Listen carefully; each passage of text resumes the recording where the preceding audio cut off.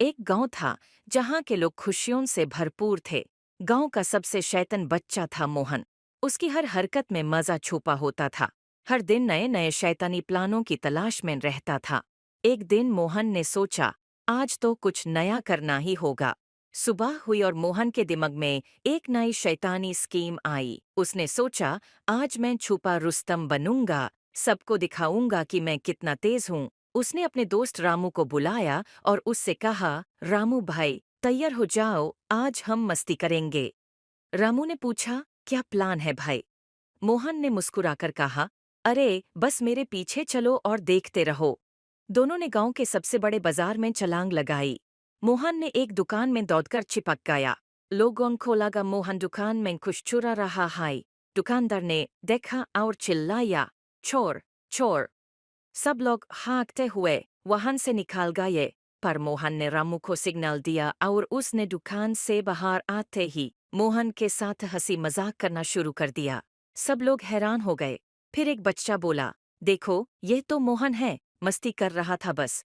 लोगों को हंसी आई और सबने मोहन को गले लगाया। मोहन और रमू ने साथ में हंसी मजाक किया और बाजार से चले गए। कौन में ये खबर फैल गई कि मोहन और रमू ने फिर से सबको उल्लू बनाया। लोग मोहन की तारीफ करने लागे, क्या टीमिंग थी, मोहन भाई ऐसे ही हंसी मजाक करते रहिए। मोहन ने सोचा, ये तो सिर्फ ट्रेलर था, पिक्चर अभी बाकी है। और उसने अगली शैतानी स्कीम सोची। शाम को मोहन ने रमू से मिलकर नया प्लान बनाया। दोनों ने गांव के मंदिर में छुपा रुस्तम का नाटक करना डिसाइड किया। मोहन ने रमू से कहा, मैं मंदिर के पीछे छुपा हूँ, तू मंदिर के अंदर चला जा और रूप बदलकर भूत बन जा।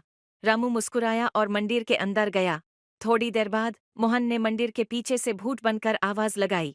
लोगों ने देखा और दार कर भग गए। रमू ने भी भूत बनकर मंदिर के अंदर से निकला। सब लोग मोहन को ढूंढने निकाल गए। मोहन मुस्कुराया और सबको देखकर रमू के साथ चुपके से भागा। रातों रात गांव की खबर फैल गई कि मंदिर में भूत देखा गया था। लोग डर से कांप रहे थे, पर मोहन और रमू ने अपने कमीनेपन में मजाक किया और रात भर हंसता रहा। सुबह हुई तो गांव के लोग फिर से मोहन और रमू के शैतानी दिमाग की तारीफ कर रहे थे।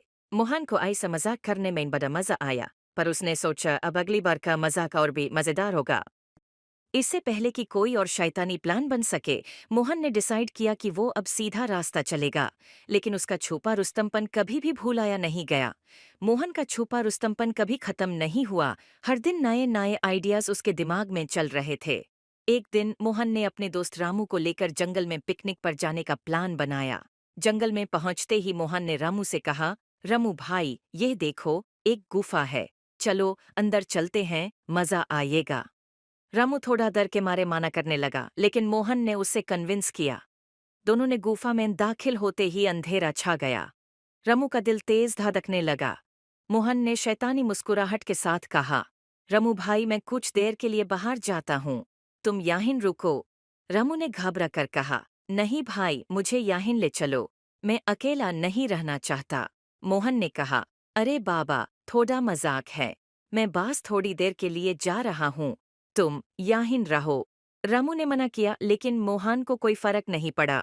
वो गुफा से बाहर चला गया और रामू को अंदर अकेला छोड़ दिया। गुफा के अंदर रामू के दिल में अंधेरा छाया हुआ था।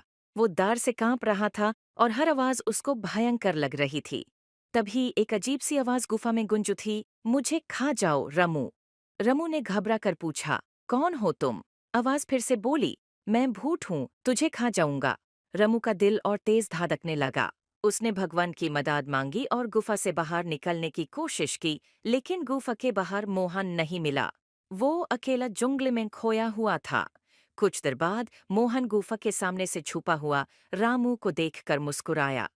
रामू ने उससे गुस्से से पूछा, तूने मुझे यहाँ अकेला क्यों छोड़ा? मोहन ने हंसी मजाक के साथ कहा, अरे भाई ये तो मजाक था, तुझ पे और तेरी दर को देखने के लिए। रामू ने गुस्से से कहा, तू तो कभी नहीं सुधरेगा। मोहन ने माफी मांगकर कहा, अरे बाबा मजाक था, चल अब पिकनिक का मजा लेते हैं और अगली बार ऐसा नहीं करेंगे। दोनों ने जंगल में पिकनिक का मजा लिया, लेकिन रामू का दिल अब भी धड़क रहा था। मोहन ने उससे विश्वास दिलाया कि वो आगे से ऐसा कुछ नहीं करेगा। दोस्तों के बीच की ये मस्ती और शैतानियत उनकी याद उनमें हमेशा जिंदा रहेगी। मोहन और रामू की दोस्ती और उनके शैतानी प्लानों की कहानी गांव के लोगों में मशहूर हो गई। और जब भी मोहन शैतानी प्लान सोचता, रमू उसे याद दिलाता, छुपा रुस्तम, सुधरेगा नहीं तू।